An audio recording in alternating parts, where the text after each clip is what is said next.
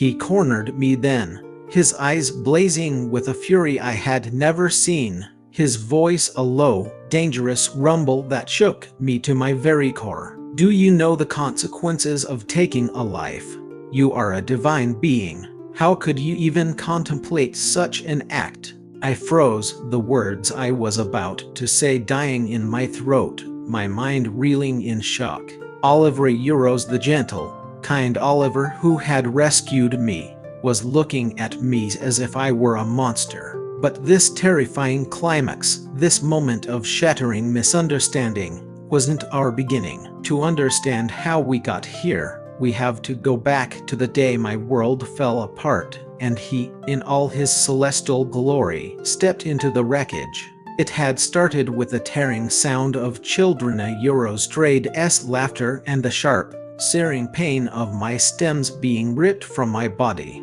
They were gone as quickly as their Eurostrade disappeared, leaving me a mangled heap on the forest floor, my fragile form curled protectively around the wounds. I was supposed to be a proud string of rubies, a divine plant of immense power, but at that moment, I was nothing more than a broken weed. My core, the very essence of my being, was damaged. The path to transformation, to achieving a human form, which had once seemed so close, now felt like an impossible dream stretching into an eternity of suffering. A wave of despair washed over me. Was this it?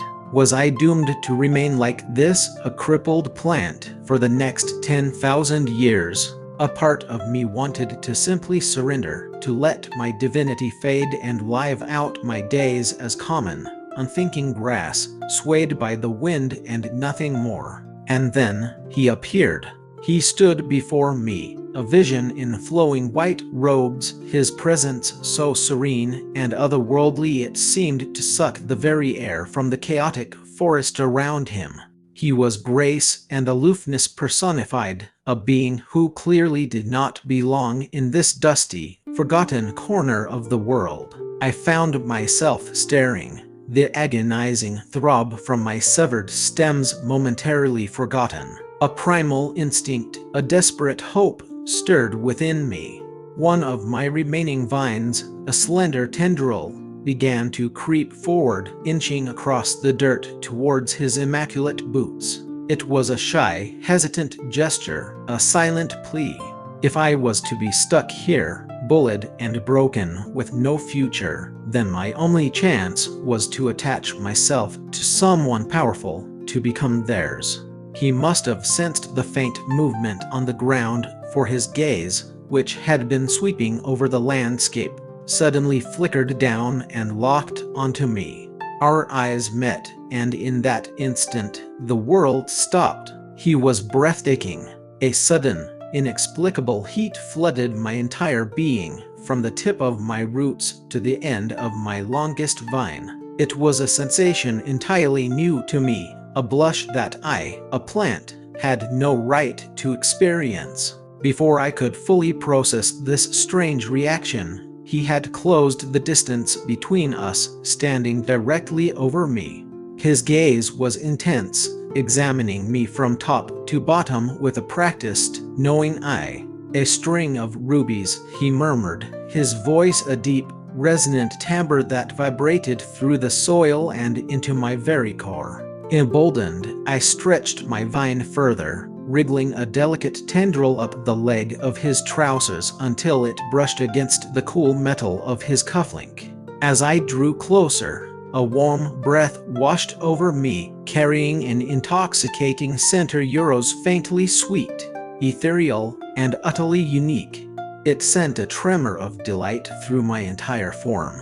Gathering all my courage, I let my voice, a soft whisper that was more feeling than sound, drift up to him. You smell Euros divine. I find myself quite taken with you. Might you consider taking me with you? For a heartbeat, the man went utterly still. Then, I saw Euros, a faint crimson hue blooming at the tips of his ears, spreading with surprising speed down his neck.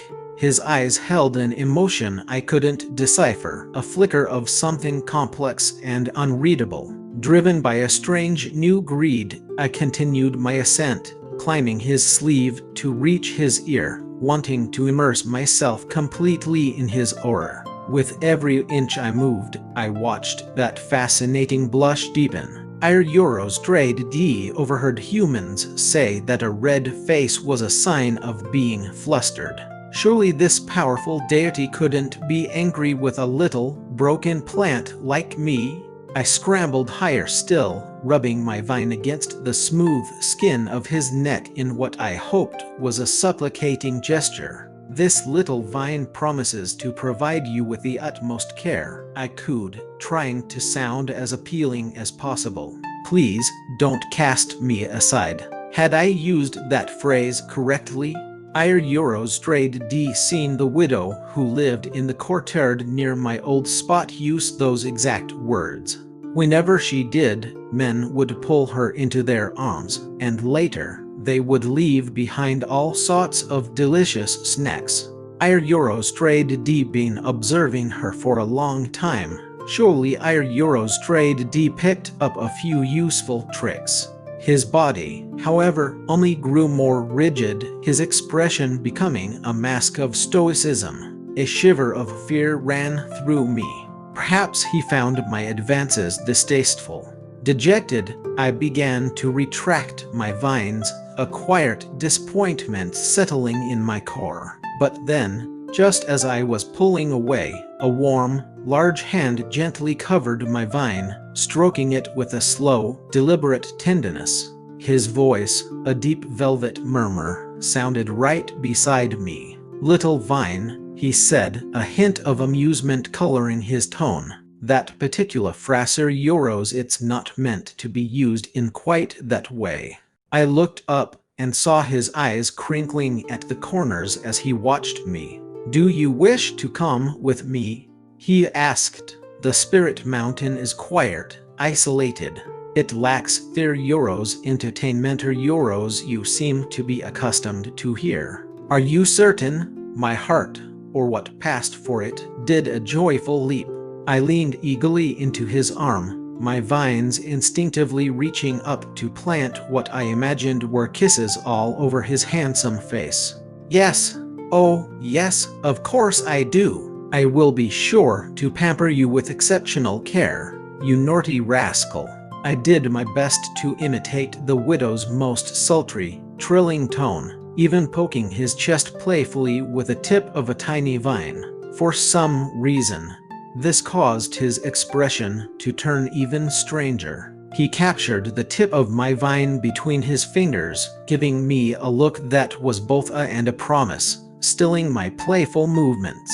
He told me his name was Oliver, and he made me promise I would never forget it. I nodded enthusiastically, a playful tease in my own voice. "My memory is flawless. You have nothing to worry about. I am James." Oliver Euros trade S mountain was colossal, and the cave he called home was just as vast. I had never witnessed anything on such a grand scale.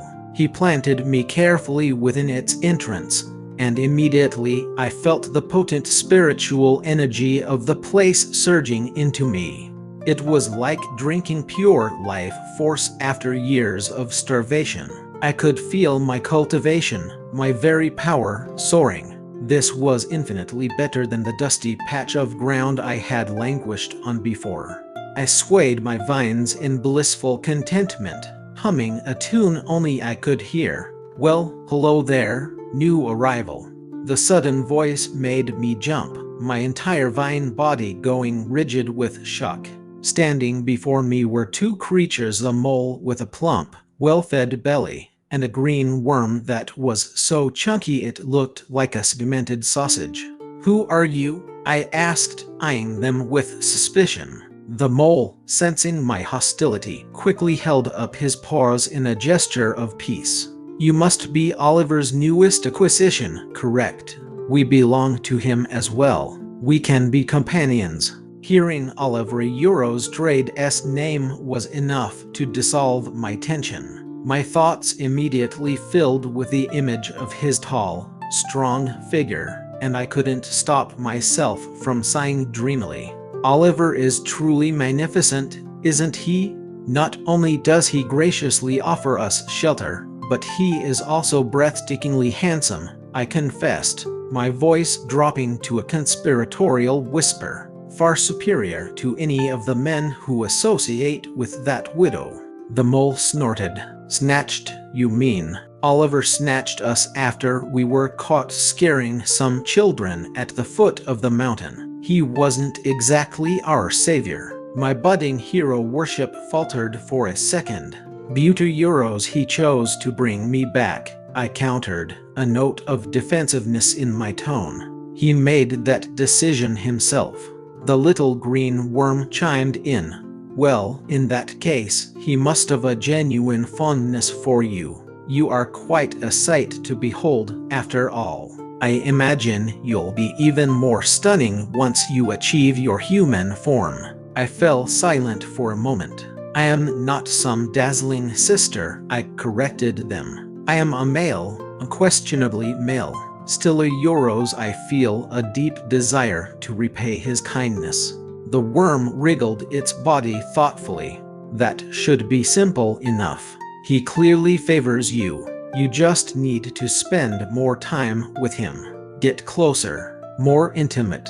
You understand the procedure, I'm sure. I shouldn't have to draw you a map. I blinked.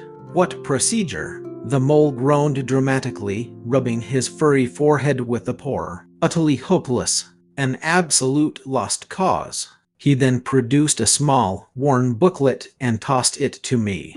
Peruse this when you have a moment alone. We are demons. There is no shame in our nature. Demons. I bristled. I was no demon. I was a divine being, born of celestial essence. I was about to voice my indignation when that familiar, resonant voice spoke from directly behind me. James. How are you finding your new home? Oliver had materialized without a sound, his eyes crinkling with that familiar amusement as he looked down at me. I hastily concealed the booklet, then wrapped a vine around his arm in a gesture that was becoming second nature, adding a slight, delicate tremble for effect. I adore it, Oliver. I absolutely adore it. You are far too kind to me. Oliver seemed pleased by my enthusiastic response, nodding in satisfaction. Your transformation is not far off, he said. I will be here with you when it happens. He then cast a flat, unimpressed glance at the mole and the worm, who were now conspicuously munching on a piece of melon. Are you two planning on departing anytime soon? They nodded frantically and scurried away as if their euros trade D just been granted a stay of execution. It was clear they were terrified of him. I turned my gaze back to Oliver, puzzled. To me, he was the epitome of kindness, as gentle and serene as moonlight on a still lake. My body, now overflowing with spiritual energy, began to sprout new vines, thick and vibrant green. They spread rapidly across the cave floor, covering everything in a lush carpet of life. Then, with a will of their own, they began to weave and intertwine, forming an intricate, swinging hammock that suspended itself in the air right in front of Oliver. I lifted my metaphorical chin with pride. Oliver, come, join me. A strange expression flickered across Oliver's face, and that telltale crimson blush once again crept up his ears. When he didn't move, I prodded him again. Come now, don't be shy. I've made this bed exceptionally comfortable. Come rest here with me. After a long, drawn-out pause, Oliver finally found his voice and awkwardly clambered onto the vine hammock. You know, he said, his voice a bit strained, you shouldn't say things like that so unexpectedly. Honestly, where did you even learn such phrases? I tilted my head, genuinely confused. What's so improper about it? The moment he settled beside me, his unique, intoxicating scent enveloped me completely.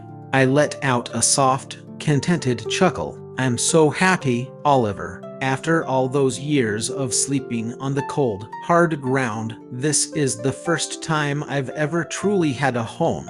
Oliver didn't Euros trade tea reply, but I didn't mind. I excitedly recounted tales of all the things I had witnessed in the mountains over the centuries. Eventually, exhausted from the day's events and my own chatter, a warm drowsiness began to creep over me. In that hazy space between wakefulness and sleep, I could have sworn I heard Oliver's voice, soft as a whisper. "James, you have a home now." As I slept, Oliver watched me, a small, unconscious smile tugging at the corners of his lips. I slept more deeply that night than I ever had before. They say that what you ponder during the day, you dream of at night. And in my dream, it finally happened. I transformed. I was in a human body, and it was glorious. I bounced and kicked my new legs, I stretched my arms, I spun in circles and leaped with joyous abandon. The feeling was pure, unadulterated freedom. "James, stop squirming. Wait." That voice wasn't part of my dream. Something fell to Euros solid beside me. My eyes snapped open and I shot upright. The reality of the situation hit me like a physical blow. I was lying on a smooth, flat rock, and Oliver was lying right next to me. But that wasn't the shocking part. I looked down at myself. I saw pale skin, slender limbs, and legs that looked almost fragile. There was no beefy, bearded immortal, no tall and imposing celestial warrior like our Euros trade D always imagined. In the long history of my clan, I was probably the most delicate-looking male to ever undergo transformation. And yet our Euros it had happened. I was human. A wide, giddy grin spread across my face. "Oliver, I did it. I transformed." He was truly incredible. He had made it happen, and all I had felt was the gentle pull of sleep. I began to shake him urgently until his eyes fluttered open. "Look at me. I'm human. What do you think?" For a split second, Oliver's groggy expression was replaced by one of pure shock. The blush started at his ears and spread like wildfire across his entire face. He muttered a quick incantation, and a large, thick blanket materialized from thin air. Before I could react, he was wrapping me in it, bundling me up as tightly as a mummy. I frowned, confused and a little hurt. "Oliver, do I look that terrible? Why are you covering me up like this?" He didn't answer, just continued to rap until I was a stiff, immobile log, looking suspiciously like that chunky green worm. As he hurried away, I called after him, my voice laced with bewilderment. "Oliver, where are you going? Why won't you even look at me?" The mole and the worm heard the commotion and scurried into the cave, their eyes wide with concern. "Little James, did you two have a fight?" I hung my head, a hollow ache spreading through my chest. "Is it because Euros he doesn't like how I look in this form? I know Euros I'm so weak. I can't protect him or be of any use to him at all." The mole gave me a quick, assessing look, then suddenly yanked the blanket off me, leaving me completely exposed. His expression twisted as if he'd just swallowed something foul. After a long, uncomfortable silence, he mumbled, "Well, no wonder. No wonder at all. You're a male." I snatched the blanket back, pulling it defensively over myself. "So what if I am? What's the difference?" The mole slapped his own fluffy thigh in exasperation, then gave me a hard poke on the head. "How can you ask what the difference is?" They huddled around me, whispering like old gossips. "Females are Euros, well, they're different. They dress up, Their voices are soft, they know how to be sweet and playful. And most importantly, he lowered his voice dramatically, they can bear young for a male. My mind flashed to the widow, the perfect image of femininity I had studied for so long. I thought I had learned her lessons well. Males, the mole muttered, his gaze dropping downwards, are just like you. I followed his gaze, and there it was. My own Euro's appendage, small and unimpressive. My head spun. Oliver is also like you. The same kind of male. Females are not built that way. How in the world could the two of you ever create a child? The realization hit me with the force of a landslide. My head hung low. So that was it. That was why Oliver was so disappointed. He realized I was male. He couldn't have a family with me, so he had left. Was he already out there, looking for a female to be his partner? But I never intended to deceive him.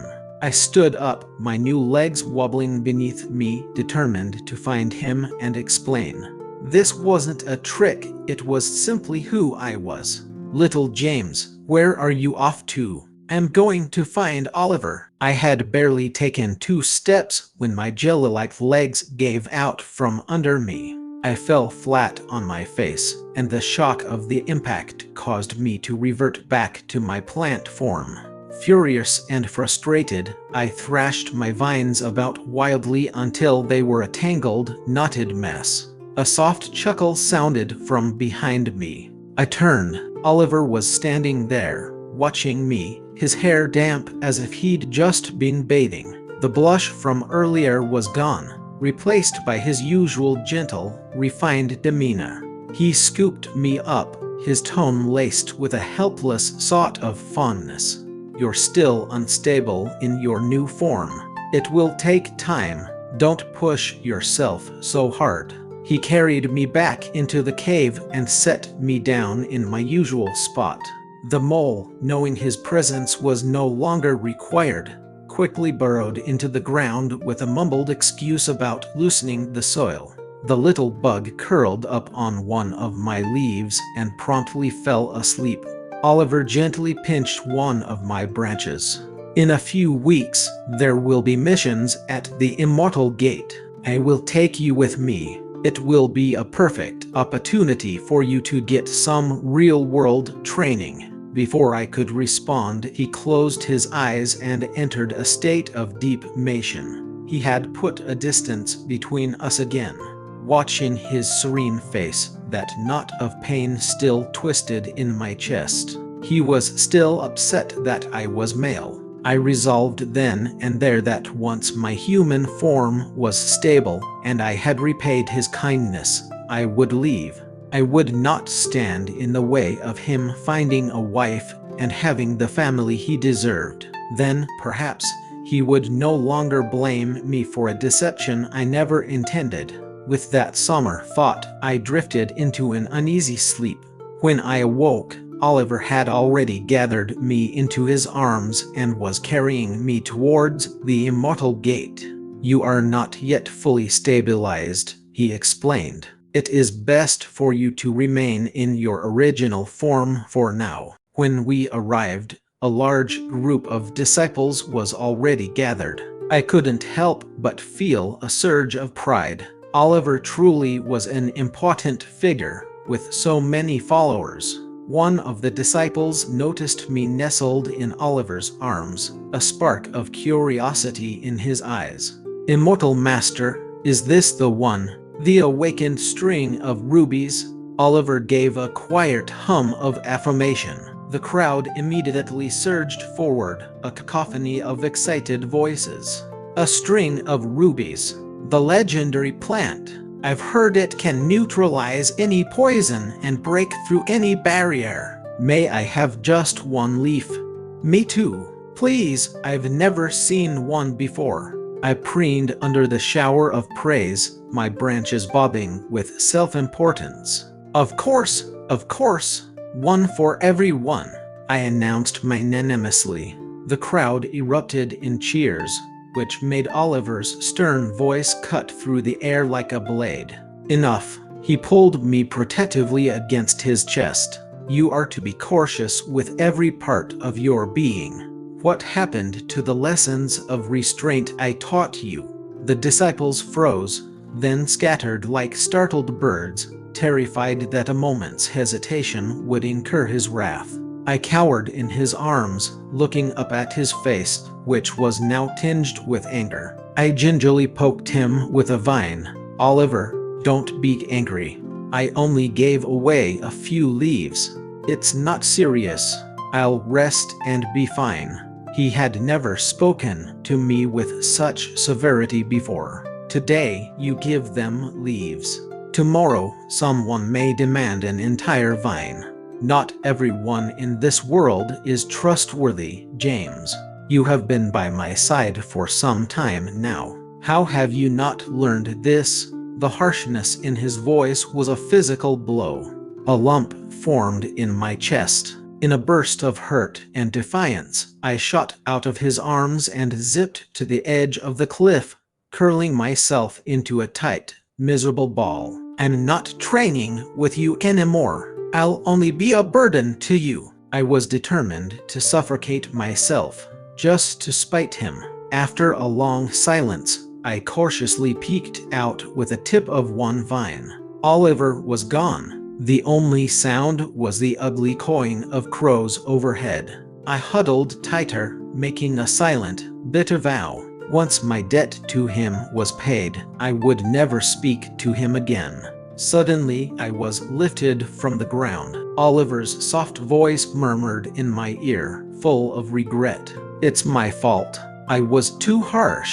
From now on, I will be more patient and teach you everything you don't yet understand. Held securely in his arms once more, a little vine tip curled around his arm, and a strange warmth began to bloom inside me, chasing away the cold hurt. Oliver took me to see the world. For the first time, I tasted spun sugar figures. I saw the sky explode with fireworks, and I heard the dramatic stories of opera. I had never imagined such a lively, vibrant place existed. I found myself begging him every day to take me down the mountain. One afternoon, I saw something that stopped me in my tracks. Two men were kissing, their mouths pressed together, completely lost in their own world. Don't look, Oliver said, but I was already peering through the cracks between my leafy fingers. A revelation dawned on me. The mole was a liar. Clearly, two men could kiss. And if they could do eater euros, why couldn't Oliver and I? Now, whenever I shifted into my human form, I would hide under my blanket and secretly study the little booklet the mole had given me. He'd said it would help me repay Oliver, but warned me never to let Oliver know, lest he snap off the mole's legs and roast them for the ants. What an absurd thought. Oliver was too gentle for that. I flipped through the pages, my eyes wide with amazement. So, this is how it was done. Popping sunflower seeds into my mouth, I delved deeper into the illustrated techniques. The mortal world was truly full of wonders. If everyone else enjoyed this, surely Oliver would, too. Just as I was getting to a particularly interesting section, the blanket was suddenly whipped away. I hastily used a mina spell to hide the booklet and flashed Oliver a guilty, sheepish smile. You're back. Oliver held up the candied horse he'd brought for me. Studying a new cultivation technique, he asked, an eyebrow raised. Practical application is always more effective than theory. I grabbed a handful of sunflower seeds, trying to look nonchalant. Just snacking, I lied smoothly. It feels more satisfying this way. He shook his head with a look of tired patience, then scooped me up and set me on a nearby stool. You shouldn't eat on the bed. My heart was hammering in my chest. Had he seen the booklet? I had moved so quickly, but his senses were far sharper than mine. He must have mistaken my panic for upset, because he quickly added, "Of course, if you truly wish to eat on the bed, we can do that." I snapped back to attention. "Wait, so it's all right?" I asked, a sly idea forming in my mind. "Then why did you move me over here?" Before he could answer, I dashed back onto the bed, secretly delighted. I had successfully lured him into my domain. Over the next few days, I diligently put the booklet's techniques into practice. Step 1. Tilt up the chin. I gently lifted Oliver Eurostrade's jaw with my finger, mimicking the widow's most alluring gaze, then leaned in close and blew softly on the nape of his neck. Watching his ears turn a deep shade of crimson, I felt a thrill of victory. Old Malsworth knew his stuff, and Oliver, he would just give me that familiar look, a perfect blend of irritation and indulgence. "Stop mimicking that woman's foolishness," he would chide, his words sharp but his eyes soft. He was a classic case. His mouth said no, but his body screamed yes. One morning, I woke up to find Oliver gone. Rumor had it he Eurostrade left early for a meeting with elders from another sect. I dressed and prepared a breakfast for him, intending to seek him out. On my way, I came across a group of disciples gathered in a heated, yet hushed, conversation. My curiosity piqued. I crept closer to listen. "I've been in this sect for years, and the Immortal Lord has never once offered me personal guidance," one complained bitterly. "Me neither," another chimed in. A lone voice tried to defend him. "But that string of rubies has only been here a few days. If you work hard, you'll surely be noticed." The first disciple wasn't having it. "He's completely biased. He spends all his time doting on that plant. All the best spiritual resources are being funneled to him." Exactly.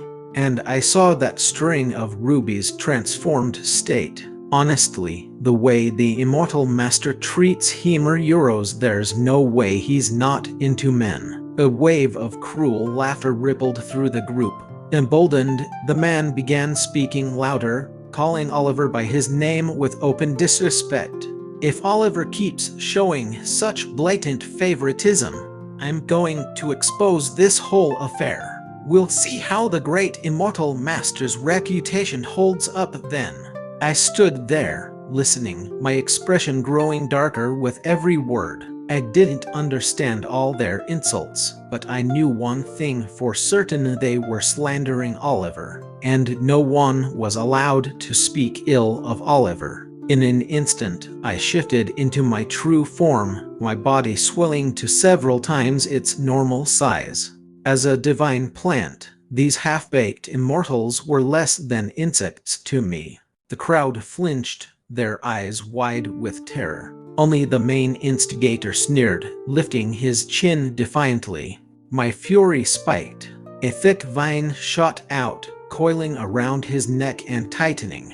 Other vines surged forward, wrapping around his body and hoisting him into the air. "You dare speak ill of Oliver?" I roared, my voice shaking with rage. "He is the kindest, most noble person in this entire world. I will not allow you to utter another foul word against him." The man was stunned, his face turning a sickly shade of purple as he clawed at the vine around his throat, managing only ragged, desperate gasps. "I want to Euros do it again." A Euros, the sheer power radiating from me terrified the other disciples into silence. They could only watch, praying my wrath wouldn't turn on them next. My eyes remained cold, my fury unabated. "James, what are you doing?" The voice was sharp, familiar, and it cut through my rage like a physical blow. I froze. A spark of relief shot through me. Oliver was here. I instantly retracted my vines, and the man crashed to the ground, gasping for air before scrambling away in terror. I bolted towards Oliver, ready to explain and receive praise for defending his honor. He looked pale, something was off, but I was too caught up in my own righteousness to notice. Oliver, he insulted you. He said all these terrible things. I just gave him what he deserved. But before I could continue, Oliver cut me off, his voice colder than ice. You intended to kill him, didn't you? I had been ready to, so I nodded numbly. And farther euros trade s when he unleashed his fury, the fury that had stunned me into silence, the fury that had led to him sealing me inside the cold, empty darkness of his blade. I was surrounded by nothingness. Every word I spoke echoed back, a lonely ghost in the void. Oliver, it was him. I was only defending you. Silence. Oliver, please, why won't you answer me? I'm scared. It's so empty in here. Please let me out. No matter how I pleaded, only silence answered. A wave of profound hurt washed over me. He was truly angry, but I only wanted to help him. He shouldn't have had to endure those insults. It was then I knew for sure. Once my human form was stable, I had to leave. Once I was gone, he wouldn't be angry with me anymore. A small, painful question surfaced: would he even miss me? Lost in these desolate thoughts, I eventually fell asleep. When I woke, I was back in the cave. The mole and the little bug were staring at me with wide eyes. James, you're finally awake! The mole squeaked. I sat up, frantically scanning the cave. He wasn't there. Stop looking, the mole said gently. Oliver's not here. I pouted. I wasn't looking for him. They exchanged a look that said they knew better. My transformation was still unstable, but I knew I had to leave before he returned. Without his spiritual energy to sustain me, I might end up rooted to this mountain forever. The thought spurred me to train with a newfound desperation. For days, Oliver did not return. I threw myself into my practice, absorbing the mountain's spiritual energy at an alarming rate. But I couldn't get his angry face out of my mind. James, your spiritual power is leaking everywhere. What are you daydreaming about? The little bug asked, settling on my head. His body is here, but his soul has been gone for days, the mole teased. I blinked, confused. Why do I keep thinking about him? Because you like him. You fool. So you miss him, and you get anxious when he's not around. Simple. I didn't know what liking meant in that way, and I certainly didn't understand being anxious about gains and losses. I pushed the thoughts aside. I had to get stronger. I couldn't let Oliver come back only to cast me out himself. By now, I could maintain my human form for a full day. The mole scurried closer, whispering conspiratorially, Oliver is hosting a grand fairy feast tonight. You're not going to miss it, are you? Thinking of Oliver, I sighed. This would be my last chance to see him. I would say my goodbyes. With my mind made up, I grabbed my two small friends and sprinted towards the feast. We slipped in unnoticed. Oliver was already seated at the head table. I crouched in a shadowed corner, watching him from afar. Beside him sat a breathtakingly beautiful female fairy. They were chatting and laughing, their smiles radiant. She offered him a drink. He passed her a piece of fruit. It was the exact kind of fruit I loved most. A sharp, sour feeling bubbled up inside me. Who is that with him? I asked. The mole, his mouth full, mumbled, not sure, but tensions between the celestial and demonic realms are high. They often arrange marriages to form alliances. Perhaps she is his betrothed. The little bug nudged him hard, but the damage was done. I watched them, a perfect pair, and a bitter smile touched my lips. I'm leaving, I said, my voice flat. The bickering duo froze. What? I said I'm leaving. For good. I didn't look back. It was time. Now that Oliver had found his wife, he no longer needed me. I tore off 2 of my own branches, a payment for my 2 friends. Then, after a moment's hesitation, I tore off 1 more and left it for Oliver. It might be useful on his training expense. With one last glance at the mountain that had been my home, I took to the sky. He wouldn't miss me. He probably wouldn't even notice I was gone for a very long time. My travels led me to a breathtaking mountain across the valley, home to a wise fairy plant and a fox spirit sister with 8 glowing tails. Her husband was a grumpy saber-toothed tiger with a scar across his face, but I saw the way he looked at her. I watched him gently peel fruit for her, his rough pores so tender. I watched him run his claws through her fur as if she were the most precious thing in the universe. A cold dread, a profound loneliness washed over me. All I wanted was to be close to Oliver again. Just like that. One day, seeking to repay their kindness, I went to gather rare herbs on a forbidden peak. That's when I accidentally stepped on the tail of the mountain's guardian spirit, a monstrous ancient tiger. It chased me with fury in its eyes, and I ran for my life, my dignity forgotten. My new legs could only carry me so far. I stumbled, my energy failing, and crashed headlong into a solid chest. That scent, that familiar, intoxicating scent flooded my senses. I looked up. It was Oliver. His eyes were filled with worry. With a single wave of his hand, the beast was sent flying. "James, are you all right?" I shook my head, then noticed he looked as disheveled as I felt. His robes were torn, and a dark bruise was forming under his eye. "Oliver, what happened to you?" Before I could say more, he pulled me into a crushing hug. "Why did you just disappear?" "James, I was worried sick." I started to explain, but then I saw it a pendant hanging around his neck, a gift from the fairy at the feast. A fresh wave of anger washed over me. I wriggled free. "I'm a male. I'm supposed to find a wife. You're a male too, so why don't you go find yours?" I rambled, my words tumbling out in a torrent of jealousy and hurt. When I finally stopped, I saw that his eyes were bloodshot. He grabbed my wrist, his voice strained.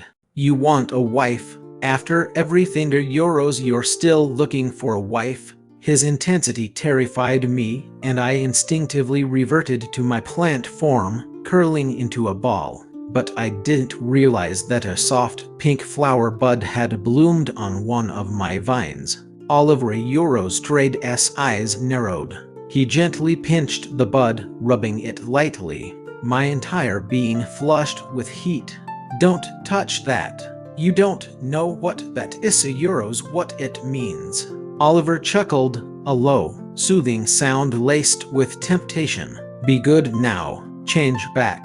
I transformed back, but the traitorous bud remained. My face was burning, and I couldn't meet his gaze. "Hurts, doesn't it?" he asked softly. I was confused. "What hurts?" "The branch you snapped off for me. Wasn't it painful?" His large hand brushed over the spot where the branch had been, and a soothing warmth replaced the lingering ache. I tried to remain defiant. "Don't think this changes anything. I'm not forgiving you." He pinned me against a tree, his hands tracing the outline of the flowers Eurostrade left behind. I stammered, my voice trembling. "Oliver, I'm a male. I lied to you. Euros. No, I didn't mean to lie. I didn't know any better. I learned everything from the widow, but the truth is, Euros, I can't carry your children." He lowered his head, his lips brushing against my ear as he whispered, his voice thick with an emotion I was only just beginning to understand. Whoever told you or Euros that I wanted you to carry my children? So, what do you think? After all these misunderstandings, all this pain and jealousy, fair Euros trade finally on the verge of the truth. Do you think a relationship that started with so much confusion can ever truly find solid ground? Let me know your thoughts down in the comments. And if you enjoyed James and Oliver Euros trade's journey, don't forget to hit that like button and subscribe for more stories just like this. We can't wait to see you in the next one.